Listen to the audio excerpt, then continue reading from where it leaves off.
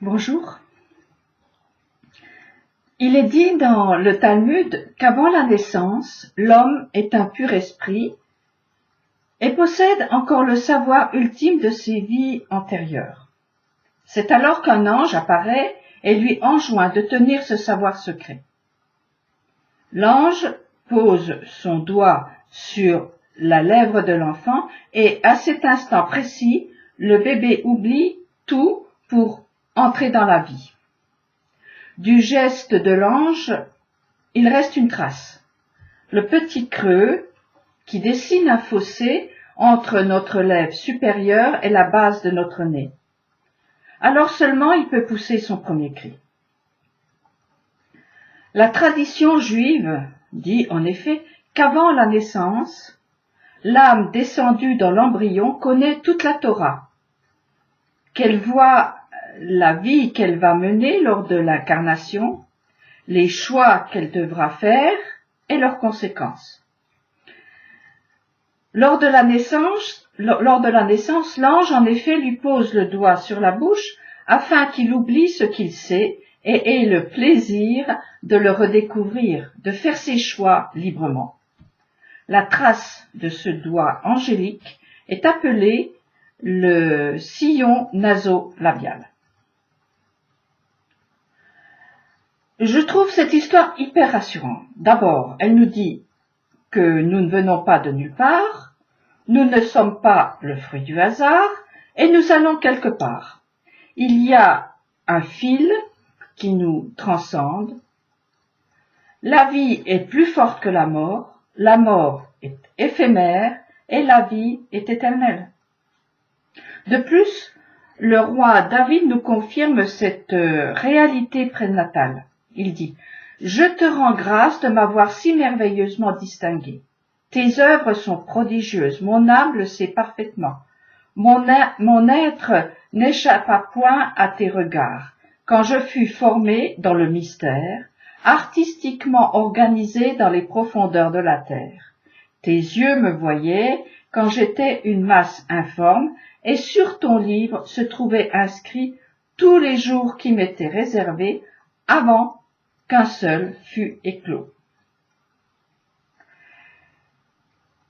C'est certainement la raison pour laquelle le mot souvenir, ce souvenir est si souvent répété dans la Bible. Or, en hébreu, un seul mot traduit souvenir et mal.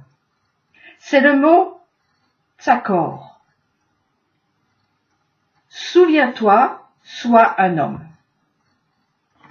C'est le rêve de l'enfant qui dit « quand je serai grand », ce rêve devrait être interprété ainsi. Quand j'aurai réparé l'homme qui est en moi, quand j'aurai retrouvé toute la réserve d'énergie féminine qui me permet de me tenir debout, de grandir, d'être fort, d'être un. L'Adam, humanité, créée mâle et femelle, ne se construit pas de l'extérieur mais de l'intérieur, à partir d'une mémoire qui se réveille pour aller vers son accomplissement au fur et à mesure des réparations et des choix que chacun fait. Celui ou celle qui n'est pas grand à l'intérieur de lui-même cherchera un piédestal à l'extérieur et utilisera les autres comme faire-valoir pour briller d'un faux habit de lumière. Dépendant des autres, il en est esclave.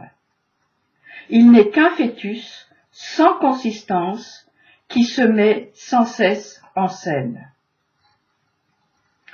Or, pour aller à la conquête de l'Adam en soi, il faut, comme a dit l'Éternel à Josué la veille d'entrer dans la terre promise, sois ferme et vaillant, car c'est toi qui vas mettre ce peuple en possession du pays que j'ai juré à ses ancêtres de lui donner.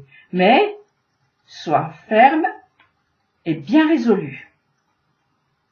Et la suite, dite à ma façon, ne t'écarte pas, ni à droite ni à gauche, de ce que toi et moi voulons, nous voulons construire un monde, de justice et de paix.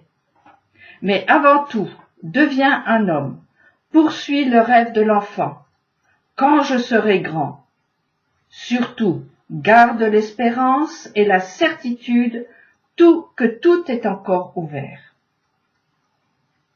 Il ne s'agit pas de s'enfermer dans l'infantilisme, mais d'entrer dans la dimension constructive qui invente de nouveaux chemins et voit d'autres possibilités.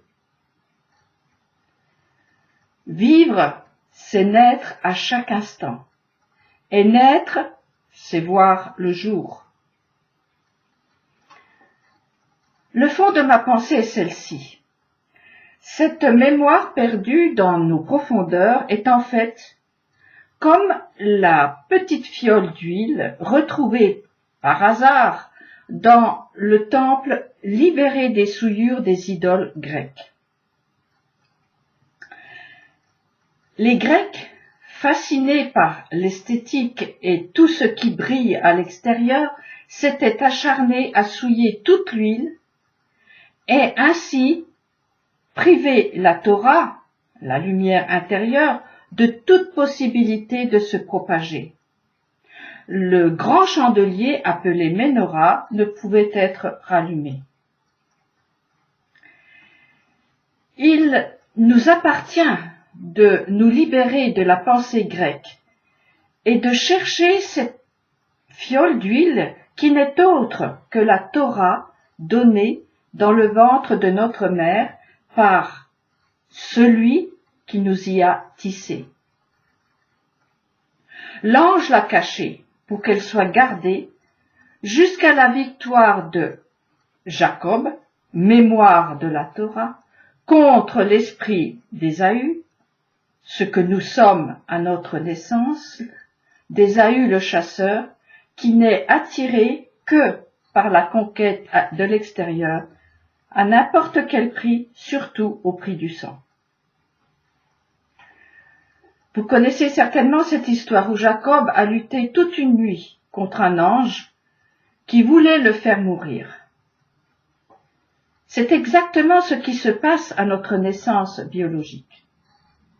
Ésaü est le premier-né, jusqu'au jour de la rencontre fatale avec Jacob qui se réveille. La véritable lumière, celle qui touche à l'éternité. Elle est restée enfouie, cachée des mains prédatrices. Il faut la défendre jusqu'à l'aurore. Cette lumière brillera au-delà de la raison. C'est la Torah qui se réveille dans la petite fiole qu'est notre âme d'enfant. Cette huile permettra au grand chandelier de diffuser sa lumière sur le monde. Au fur et à mesure, chacune de ces branches s'éveillera, c'est-à-dire chaque vertu qui forme l'arbre des séphirotes, reconstruisant ainsi l'homme avec son habit de lumière. La véritable reconstruction ne peut se faire que si on voit clair, que si l'intérieur, avec son passé, est éclairé. La tradition juive dit donc en effet qu'avant la naissance, l'âme descendue dans l'embryon connaît toute la Torah, qu'elle voit la vie qu'elle va mener lors de l'incarnation, les choix qu'elle devra faire et leurs conséquences. Mais comme il est écrit, « Mais toi, sois ferme et bien résolu, de retrouver l'inachevé ou ce qui est à réparer pour restaurer la royauté, la grandeur de l'Adam réparé. Quand je serai grand, je ferai une lumière qui donne, qui rend mon environnement plus beau, plus chaleureux.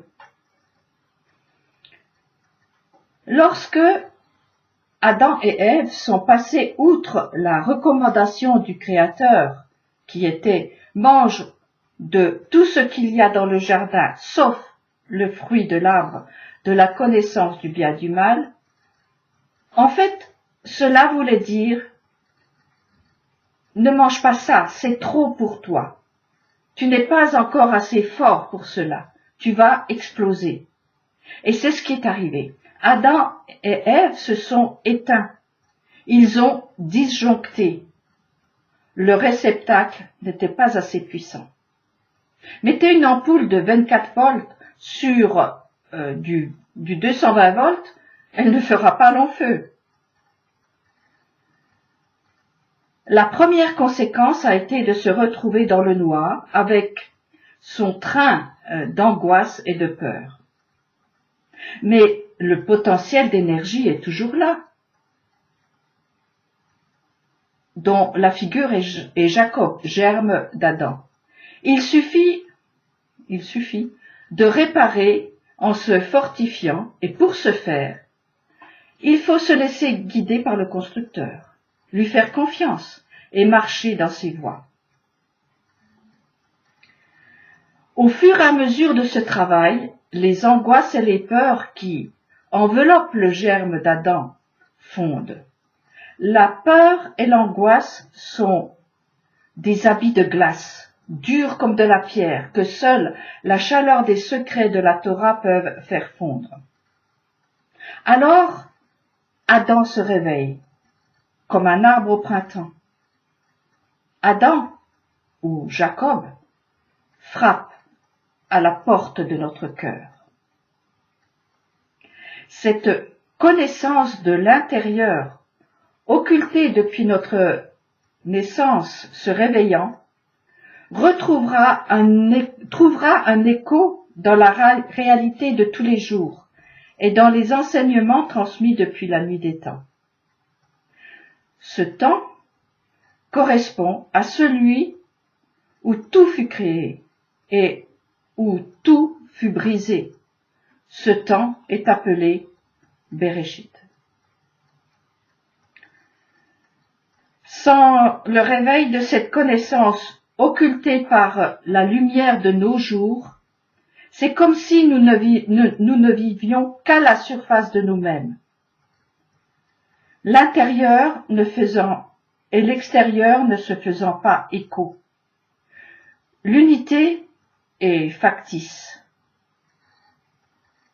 L'homme n'est pas né. Tous les espoirs sont permis. Permettez-vous de rêver. Quand je serai grand,